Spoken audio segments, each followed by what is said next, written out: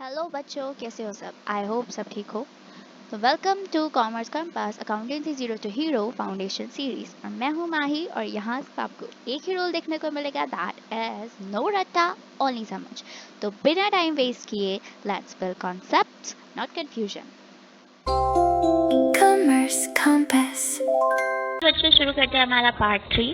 Part 1 और 2 में आपको 13 तक टर्म्स मैंने पढ़ा दी है, आप उन्हें देख लेना। आज हम करेंगे आपका प्रॉफिट। तो प्रॉफिट क्या होता है? प्रॉफिट मतलब जो पैसे खर्चा करने के बाद, खर्चा वगैरह सब निकालने के बाद जो पैसे बच जाते हैं वो होता है प्रॉफिट। ठीक है, मैं आपको एक एग्जांपल के थ्रू समझाती हूँ। जैसे कि मान लो ये आप हो, ठीक है, और आपने 10 रुपए की 10 चॉकलेट खरीद रहे हो। 10 चॉकलेट आपको खरीदनी है, ठीक है, डेयरी मिल्क आपको खरीदनी है। अब 10 चॉकलेट आपको खरीदनी है, एक चॉकलेट जो है वो 10 रुपए की है। तो 10 चॉकलेट कितने की हुई? 100 रुपए की, है ना। अब आप ये जो आपने 10 चॉकलेट खरीद ली, अब आप ये चॉकलेट को 15 रुपए में बेचते हो दूसरों को। ये 10 की 10 चॉकलेट आपने क्या कर दी? 15 रुपए में बेच दी, यानी कि 150 की हो गई, है कि नहीं। 150 की आपने चॉकलेट बेच दी। तो आपने बेचे कितने की? 150 की। खरीदी आपने कितने की थी? 100 रुपए की थी। आपका खर्चा 100 का हुआ, आपने जो सेल करी वो 150 की करी, तो आपके पास कितना बचा? 50 रुपए। तो ये जो 50 रुपए है यही आपका प्रॉफिट है, ठीक है। अब देखो, ये 150 जो है ये आपका ना सेलिंग प्राइस है। कौन सा प्राइस है? Selling price. क्योंकि इतनी सेलिंग प्राइस यानी कि जितने पैसों में आपने जो आपका माल था, आइटम था, गुड था, वो निकाला, ठीक है। और 100 जो था वो आपका कॉस्ट प्राइस था, यानी कि जितने में आपकी जो कि आपकी लागत है, जितना पैसा आपका खर्च हुआ प्रोडक्ट को खरीदने में, लाने में, ठीक है, या बनाने में। ओके, अब ये जो निकल कर आया ना, इन दोनों को डिडक्ट करके, ये आपका है प्रॉफिट, ठीक है। यानी कि खर्चा करने के बाद जो भी आपके पास पैसा बचता है वो काट कर आपके सेलिंग में से जो भी आपने खर्चा करा उसको काट कर माइनस करके जो आपके पास पैसा आता है वो होता है आपका प्रॉफिट। समझ में आया बच्चों? क्लियर है कि प्रॉफिट का मतलब क्या होता है? अकाउंटिंग में देखो, प्रॉफिट का मतलब ये होता है कि इनकम जो आपने कमाया, ठीक है, कितने पैसे आपने बिजनेस से कमाए, और एक्सपेंस यानी कि जो भी आपका खर्चा हुआ उसको माइनस करके जो भी आता है वो आपका प्रॉफिट होता है। पर एक बात याद रखना, ये तब होगा जब आपकी इनकम ज्यादा होगी एक्सपेंस से। मान लो अगर आप जो चॉकलेट है वो आपने 150 की खरीदी होती, ये आपका हो जाता कॉस्ट प्राइस, और 100 रुपए अगर आपका सेलिंग प्राइस हो जाता, तो आप इन दोनों को माइनस कर देते तो जो 50 रुपए आते हैं वो लॉस माने जाते। क्या माने जाता? लॉस माना जाता। क्यों? क्योंकि यहाँ पर जो कॉस्ट प्राइस है वो सेलिंग प्राइस से ज्यादा है। जब कॉस्ट प्राइस सेलिंग प्राइस से ज्यादा होगा तो वो लॉस होगा, ठीक है, यानी कि कोई प्रॉफिट नहीं है, लॉस हुआ है। जब सेलिंग प्राइस आपका कॉस्ट प्राइस से ज्यादा होगा तो ये प्रॉफिट होगा, और जब दोनों ही इक्वल होंगे तो कुछ भी नहीं होगा, भी लॉस नहीं होगा, ना ही कोई प्रॉफिट होगा। समझ में आया? क्लियर है? आगे बढ़ते हैं। तो प्रॉफिट के ना दो टाइप होते हैं, एक होता है ग्रॉस प्रॉफिट और एक होता है आपका नेट प्रॉफिट। ग्रॉस प्रॉफिट को समझते हैं।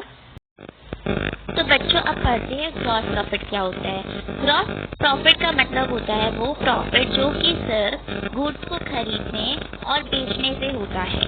गुड्स को आपने खरीदा या बेचा, उससे जो प्रॉफिट होता है वो होता है ग्रॉस प्रॉफिट। और क्लियर करने के लिए, मान लो आपने ना टी शर्ट खरीदी, आप टी शर्ट खरीदते हो 100 टी शर्ट, ओके। अब यहाँ पर ये जो 100 टी शर्ट है ये आपको पड़ी 50,000 की, ठीक है। कितने की? 50,000 की। ये आपकी परचेज कॉस्ट है, मतलब कि जितने पैसे में आपने खरीदा, या आप कह सकते हो कॉस्ट प्राइस, ओके। और इसमें से जो आपने सेल करी वो करी आपने 70,000 की, ठीक है। ये आपका सेलिंग प्राइस हो गया। ये 100 टी शर्ट आपने बेच दी, आपको 70,000 का आपको सेल हो गई, ठीक है।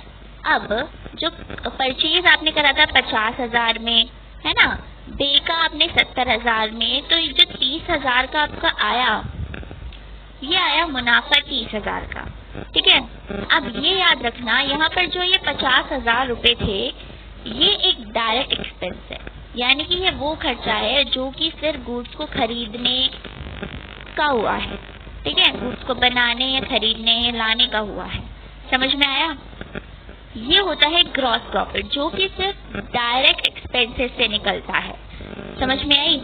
जिसमें कि आप दुकान का रेंट, सैलरी, इलेक्ट्रिसिटी बिल, ये सब ना इंक्लूड नहीं करते हो, इन सबको इंक्लूड नहीं करा। यहाँ पर आपने जितने में टी शर्ट खरीदी थी बस उसको ही इंक्लूड करके उसको सेल से काट दिया, ठीक है, वो होता है आपका ग्रॉस प्रॉफिट। अब आपका नेट प्रॉफिट क्या होता है? तो ये देखो, the excess of net sales over the cost of goods sold, यानी कि जो कॉस्ट ऑफ गुड्स यानी कि आपका परचेजिंग प्राइस, ठीक है, सेल्स को आप इसमें से माइनस कर दो कि कॉस्ट ऑफ गुड्स सोल्ड से, तो आपका ग्रॉस प्रॉफिट आ जाएगा। समझ में आया? ये क्लियर हुआ आपको कि क्या होता है? तो ये याद रखना बच्चों, जो ग्रॉस प्रॉफिट होता है ना, वो हमेशा ग्रॉस प्रॉफिट जो होगा वो सेल्स अगर ज्यादा होगी आपके सीओजीएस से तो ही आएगा, ठीक है। तो इसका फॉर्मूला ऐसा होता है कि सेल्स माइनस सीओजीएस, ठीक है, ये याद रखना। सीओजीएस यानी कॉस्ट ऑफ गुड्स सोल्ड। अगर आपको सेल्स निकालनी है तो आप कैसे निकालोगे? ग्रॉस प्रॉफिट प्लस सीओजीएस, ठीक है। और अगर आपको सीओजीएस निकालना है तो ग्रॉस प्रॉफिट माइनस सेल्स, ठीक है। आपका क्या आ जाएगा? ऐसा एक फॉर्मूला क्रिएट हो जाता है, ये आप लिख लेना, काम आएगा फ्यूचर में, ठीक है। अब हम बात करते हैं आपका नेट प्रॉफिट क्या होता है। तो बच्चों ये देखो, नेट प्रॉफिट का मतलब होता है, जो मैंने वही एग्जांपल ले लेती हूँ टी शर्ट वाला, ठीक है, उसमें से आपका ग्रॉस प्रॉफिट निकल के आया था वो 20,000 का निकल के आया था, ठीक है। कितने का आया था? 20,000 का निकल के आया था। अब मैंने शायद पिछली बार 30,000 करवा दिया था, सॉरी बाय मिस्टेक। 20,000 का आपका ग्रॉस प्रॉफिट निकल के आया। अब आप उसमें से शॉप का रेंट जो होगा वो माइनस करोगे, ठीक है, इलेक्ट्रिसिटी बिल, ओके, सैलरी, ये सब माइनस करके जो प्रॉफिट आएगा, तो इन तीनों डायरेक्ट एक्सपेंसेस को ग्रॉस प्रॉफिट से माइनस करके जो अमाउंट आएगा वो होगा आपका नेट प्रॉफिट, ठीक है। तो नेट प्रॉफिट का फॉर्मूला हो गया कि ग्रॉस प्रॉफिट में से आप जो भी ऑपरेटिंग एक्सपेंस हैं, ऑपरेटिंग एक्सपेंस यानी कि जो भी आपके इनडायरेक्ट खर्चे हैं, ठीक है, जिनसे बिजनेस आपका चल रहा है वगैरह, उसको माइनस कर दोगे तो आपका क्या आ जाएगा? नेट प्रॉफिट आ जाएगा। क्लियर हो गया बच्चों? यहाँ पर ये all other expenses minus other income एक ही बात है, आपको ऑपरेटिंग एक्सपेंसेस भी कह सकते हो। क्लियर है?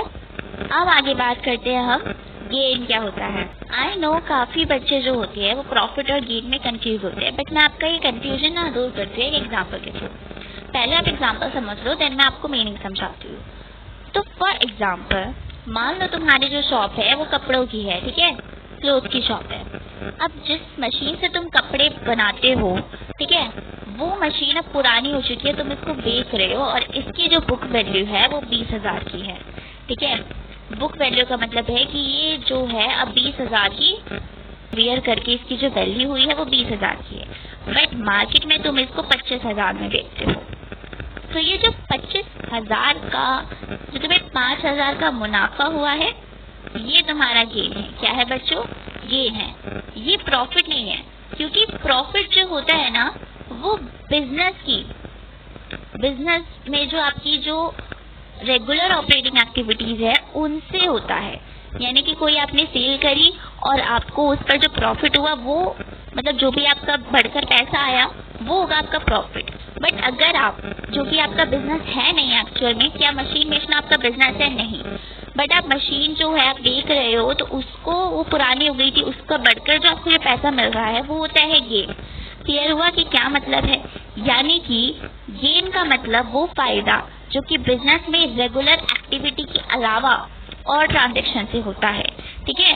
मशीन बेचना आपकी रेगुलर एक्टिविटी नहीं है, ठीक है, ये कोई और ट्रांजेक्शन है। लेकिन अगर आप कपड़े बेच कर ठीक है। अगर यही कंपनी कपड़े बेच कर जो पैसे कमाती है और उस पर इसको जो पैसे बढ़कर आते हैं वो उसका प्रॉफिट होगा, बट मशीन को बेच कर जो इसको पैसे बढ़कर आए वो उसका गेन होगा। क्लियर हुआ? आई होप तुम्हें क्लियर हो गया होगा इन दोनों का डिफरेंस। तो प्रॉफिट जो होगा वो आपका मेन बिजनेस से होता है, गेन जो होता है वो बिजनेस के अलावा होता है। जैसे कि प्रॉफिट जो होता है कपड़े बेचकर प्रॉफिट कमाया है ना, पुरानी मशीन को बेचकर जो प्रॉफिट कमाया वो होगा आपका गेन। क्लियर है? चलिए आगे बढ़ते हैं। ये बात याद रखना कि gain is non recurring in nature. Non recurring का मतलब ये होता है कि ये रोज रोज होने वाला मुनाफा नहीं होता। ठीक है, कि आप रोज रोज थोड़ी मशीन बेचोगे, अगर रोज रोज बेचोगे तो वही आपका बिजनेस हो गया, राइट। अब हम आगे बात करते हैं आपका लॉसेस। तो लॉसेस का मतलब होता है एक्सपेंसेस या कॉस्ट इनकम से ज्यादा होना। मान लो तुमने वो चॉकलेट वाला एग्जांपल याद है जिसमें कि मैंने चॉकलेट का दाम जब 150 कर दिया था, ठीक है, जब मैंने 150 उसका दाम कर दिया था कि ये उसका क्या हो गया, कॉस्ट प्राइस हो गया, कि इतने में आपने खरीदी और आपने बेची 100 रुपए में। तो देख रहे हो जब हमने बेचा हमारा 100 रुपए का और हमारा खर्चा 150 का हुआ तो हमें लॉस ही तो हुआ बच्चों, है कि नहीं? लॉस ही तो हुआ, वो भी 50 रुपए का। 50 रुपए का हमको लॉस हो गया। कैसे? क्योंकि हमारी जो एक्सपेंस था, खर्चा था, वो 150 का था और जो हमें पैसा आया वो 100 रुपए का था। तो 50 रुपए हम कहाँ से वसूले? ये जो 50 रुपए का था ये तो लॉस ही हो गया ना। अगर ऐसा होता कि 100 रुपए में हम खरीदते 150 में बेचते तो ये प्रॉफिट हो जाता, क्योंकि हमारा उस टाइम खर्चा कम हो रहा था और जो सेलिंग प्राइस था वो ज्यादा था। बट यहाँ पर हमारा खर्चा ज्यादा हुआ, सेलिंग प्राइस कम हुआ, that is loss. I hope clear हो गया होगा, इतना मुश्किल नहीं था।